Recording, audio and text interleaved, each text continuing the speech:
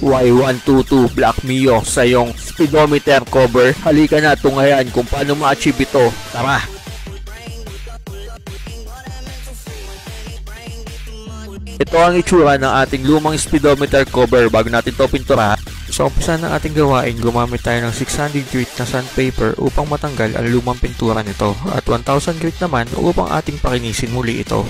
Lumamit tayo ng KPP plastic primer upang kumapit ang ating pintura. Napakainam nitong gamitin lalong-lalo na sa mga inner flarings na mahirap kapitan ng ating pintura. Transparent lang ang kulay nito. Layer by layer lang ang pag-apply nito mga samurayan. Sandangkal na distansya naman kapag tayo nagpipintura.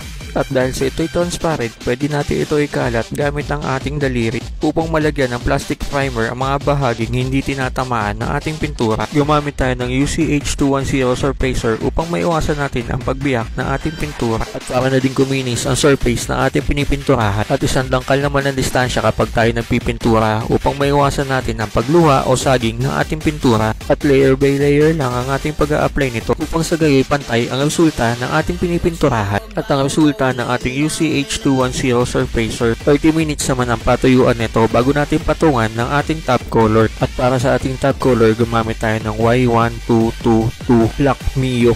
Isang dangkal na distansya pa rin pag tayo nag-a-apply ng ating top color. Layer by layer pa rin ang ating pag-apply upang pantay ang resulta ng ating pintura upang sa gayoy may iwasan natin ang pagtulo o saging ng ating pintura at ang resulta ng ating Y1222 Black Mio. 10 to 15 minutes naman ang patuyuan nito at para sa ating top clear coat gumamit tayo ng K1KT Twinkling Clear upang mas lalong maging metallic ang resulta ng ating pinipinturahan at para na din proteksyon sa ating top color at ang pinaling resulta gamit ang ating samurai paint o diba ang kintab at sa tulong ng Twinkling Clear nagkaroon ng additional na kinaki ang samurai paint.